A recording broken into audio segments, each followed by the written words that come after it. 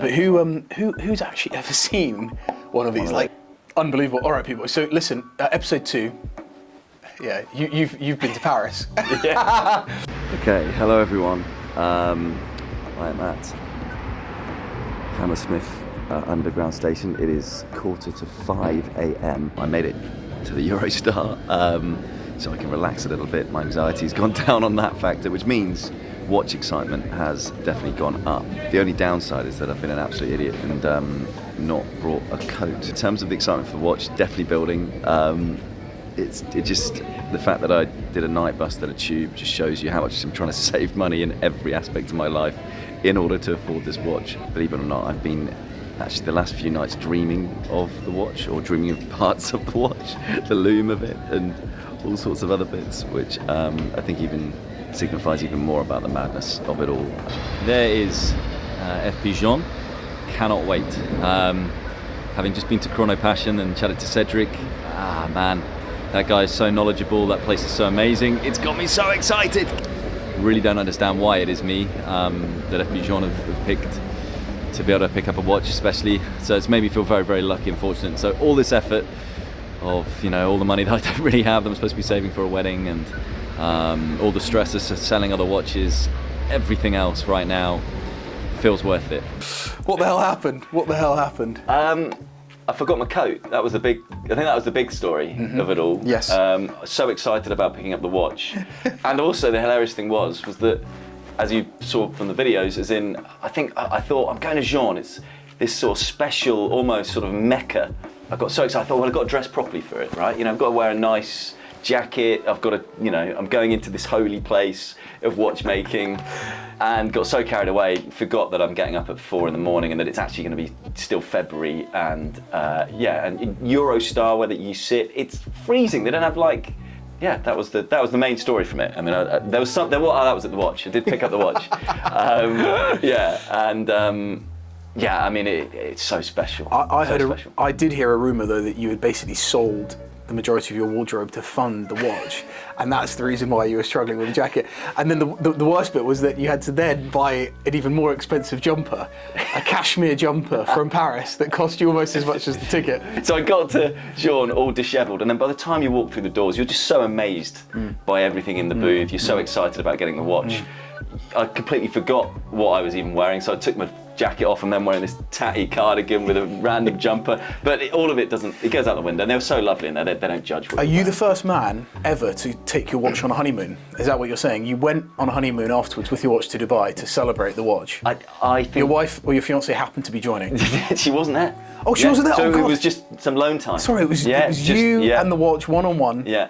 8.5 hours from London. Is that long? No. Yeah. Well, she knew. She knows 3's a crowd, right? So she was. So I need to give you some time. She would have been the third wheel. Oh, it's magical. There's just so many different aspects to the watch in terms of. I actually chatted to a Journe only the other day, and I think I used this word in the two watch collection in terms of unique and quirky. Quirky is the word I always use with Journe in terms of how he does the numbers, the different sizes, and there's a real design ethic to what he has.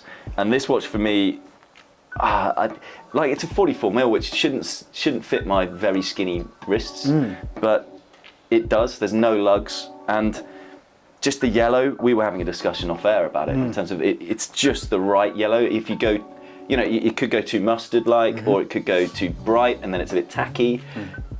For me, it's like a classic sports car on my wrist. And I can't afford a classic sports car. Definitely not now. Definitely not now. So it's just, and it just pops enough. And it's funny as well with what you look at it as a watch, and you kind of think that won't go with anything. It's a bright yellow watch with a titanium, that dark metal. And yet, actually, I find that it pretty much goes with everything I wear almost. Is the titanium slightly different colour to? See, they're both sandblasted titanium. This is an Octo Tado Ando, and immediately once I handled that this morning, I said I mean obviously the same material, so it has that similar toy-like feel to it, super light. But that is a darker version. This finishing on a slight tangent. I was at Vacheron this week, and they're finishing on some of the movements as an NAC, a NAC finish, which is darkened, basically stealthed out. that looks to me to be even further dark in titanium. The first thing I noticed was the fact that yellow was just perfect, and a classic case of you've got to see a watch in the metal before you make that judgment. No doubt when the press releases went out for that a couple of years ago, when did it even come out? I'm not sure. A couple of years ago. So this one was, I think it was 2014. Or it may have even been 2009 that he initially released. Did he release the black dial before the yellow? It was the black dial initially, and then the yellow came a little bit later. Would have been punchy to have just come out with the yellow to start with. Yeah, I mean. But it's the sort of thing he would have done, I'm sure. Yeah, I mean, I did ask Lucas in the FP Journe boutique why Journe chose yellow, and he said, look, he thinks sports watches should be sporty, and he likes his sports cars. So in his mind, sports cars, Ferrari, and he thinks it's a Ferrari yellow. So as much as we think of red, but if you think about the logo of Ferrari, it's that yellow, and it kind of is that yellow. But it's something you can wear, and in London, because people just go, what's that giant yellow thing on you? That can't be worth that much money.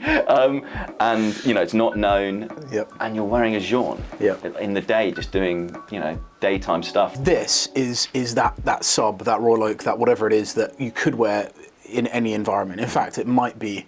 I think we talked about this before. This could be your defining watch, that watch that everyone thinks of when they think of that person, and this could be yours. And immediately when I saw you wearing it, my second thought was, God, that's Pete. And I think that's probably, like we said, probably the ultimate compliment in the world of watches, because it's like when someone knows you well, when someone has seen the journey develop and the excitement and the passion and knows the character and the lifestyle, all of those elements coming together, that's the watch, and that could be the watch. Tell us the story about the development of that particular model at Journe, because I didn't know this. So he initially said he'd never do a sports model, because I think he thought, he doesn't want to follow trends. That's one of the reasons I connect with Journe, I think, because he is always, right, okay, let's do something left field, let's do something that the other watchmakers aren't doing. He's a bit of a rebel as well, he was expelled, I'm sure you know that story, and all of those things. I also like the fact he spelt resonance wrong on the first resonance. I like that sort of rebellious nature, that he doesn't follow trends, which he goes in his own direction. He's not going to mass produce. So he initially said, no, I'm not going to do a sports model. And then he had a client of his come along and say, actually, look, I love wearing Journe, but I'm a marathon runner, I'm a sports guy. And he said, I'd just love to be able to wear a Journe. Can you do a lightweight Journe for me so I can go running in it? Because, wearing your gold watch is running doesn't really work. And so, being someone who, he makes his watches for his clients, and he loves what his clients want, and so he said, okay, he'll do it. And he actually initially made it in aluminium. The whole watch was aluminium. I don't know whether you've ever held one of those. No. That is a bonkers thing, because this is light anyway. This feels, it's titanium case, it's aluminium movement, but it was in this white, like almost silvery white aluminium, and it literally feels like nothing. It feels like a piece of paper in your hand, yet it's this really incredibly made, expensive watch. But why did he not pursue that? So there was a couple of issues with it in the end. I think one of them being it was just so tough to get the amount of aluminium metal in. So they just said it was very difficult to get hold of that metal. The other thing was that I think it was slightly abrasive to the skin. There were a couple of issues there.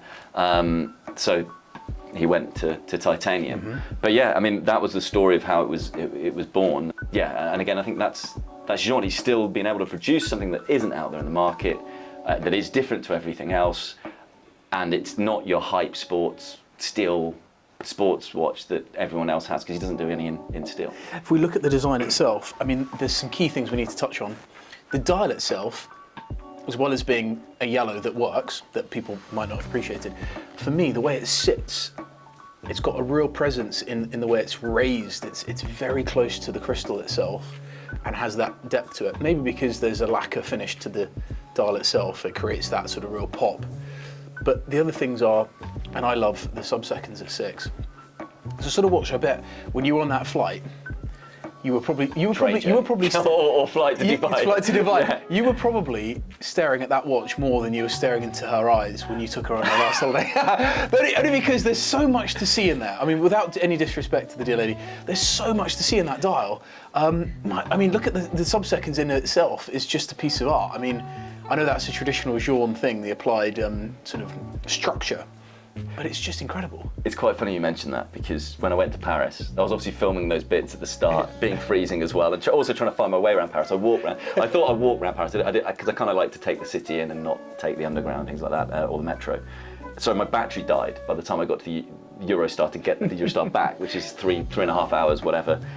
And so I just sat staring at my watch to the point I ended up chatting to the person next to me, and she was like, "What is that watch?" Are you okay? She just saw the whole time all I was doing. Really? For 3 hours was just looking at the watch. But the journey flew by, because you say there's so much to get lost in it, and it is interesting how you say sort of the dial is sort of raised, but then you've also got the numbers that are slightly raised. So there's all these strange things going on with the depth of the watch, but it is in the lacquered finish on the yellow. That again, the sort of flatness of it plays with the light. If you get sunlight, which takes away the yellow, and then you see those flashes of red, and the numbers. I just think they are so Journe. Even the little outline of there's a dark outline to the numbers, which gives them a more playful tone, I think. But it all just adds up to that. I've been talking to you about.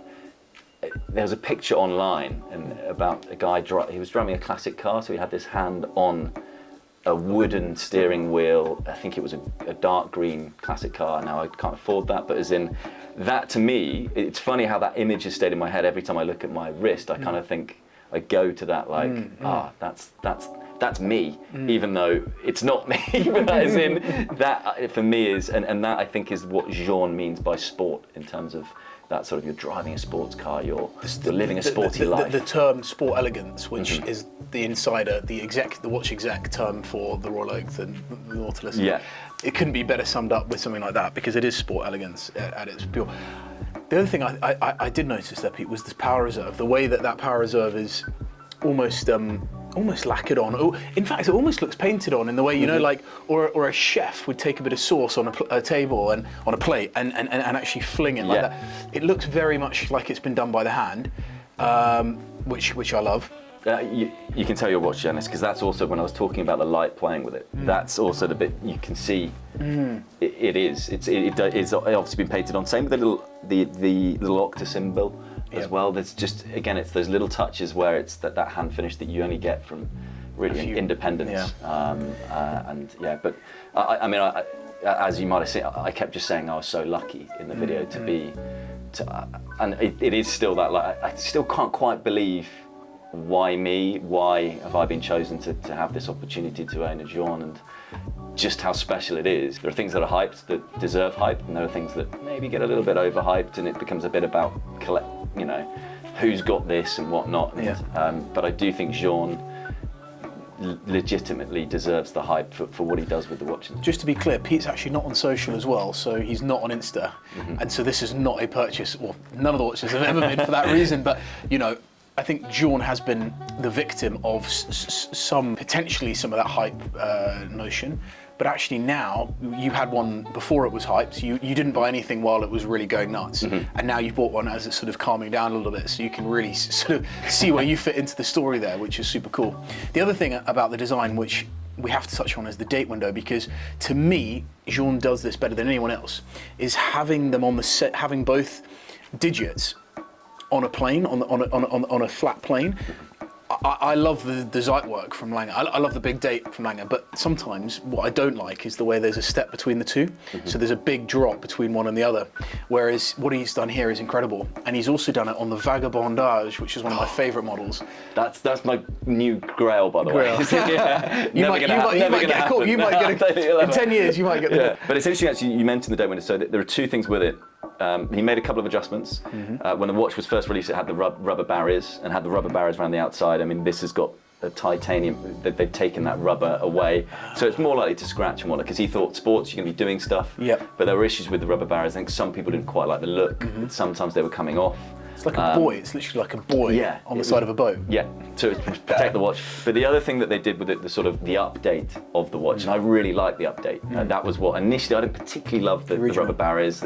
I just didn't feel quite right to me on a luxurious sports watch. So I love the contrast as well with the titanium, the two versions of titanium on the watch. But the other thing was that the date window, they made it bigger, which I did think might work, the same as you. But also the fact that it's actually slightly off-center, which is something you don't quite notice until you spend more time on the watch. The fact it's not in the center, it's just a little bit to the side, which again for me is that playful nature of Journe. And it's only, when you look at a Journe watch, I think it all looks really well proportioned, it all fits, it all looks great. And then you realize how many little quirks there are to it, as you mentioned, that the power reserve, the different size numbers, the slightly off-center date. There's so many little quirky bits of flavor and artistry there, but yet all together it works. And I think you see that throughout almost all the Journe collections. Initially looking at it, you just think, oh, it's just all proportioned and it's all, and then you look a little deeper and you go, actually, there's all these little touches and cool things. So, and you can see how much joy it's bringing you, which is the nicest thing. And actually, on the wrist, it's one that you just can't get enough of. It really is. What did the lady say in the station when she saw you looking at it? She was like, "Are you okay?" Or she's like, "Where did you get that? I need one." It was actually a lovely story. She ended up being the starter of Doga. I know you own a dog yoga. She was a creator of that, this is one of those things, right? When your phone dies, I'm not on Instagram and things like that, so I think we spend too much time on phones and computers and screens, and so it was one of those lovely moments where we ended up having the last sort of 45 minutes of the journey, we chatted with each other, and she had obviously just spotted my gaze, just playing with it, and so I told her a bit about the watch and let her hold it and have a look at it, because I think, as you know, that's one of the beautiful things of when you first learn, or anyone spotting, or anyone who has any slight interest, I'm like, by all means, hold it, play with it, look at it, because I kind of, my excitement, I want to pass on to others. Yeah. But let's not forget, ultimately, what you've done here, and I think this is an important point, is that you've invested in that business. You've invested an awful lot of all of my money, pretty much. Hard-earned money. You could have put that money anywhere, and you've decided to put that into a small, a family-run business. Okay, there's this ownership from Chanel, but it's an independent watch predominantly, and that's the point. And I think that's what I've been thinking a lot about recently, is supporting these guys to continue doing what they do, and then you take their message on by wearing it and speaking to people and in your own way inspiring others to think about watches in a new way. They don't have to be going to Journe, but they can be going somewhere else. That William Wood we were talking about earlier, or whomever it is, a small manufacturer that's started something from nothing, and that's got to be celebrated. We have had some news this week, coming to the end of well, we're still very much at the start of the story really with this new watch, but this is the sort of this is the journey from the episode 1 to owning the watch. But we have had some news this week with one of my pickups, which we thought would be coming sooner, talking about investing in a small business and being part of a small journey. And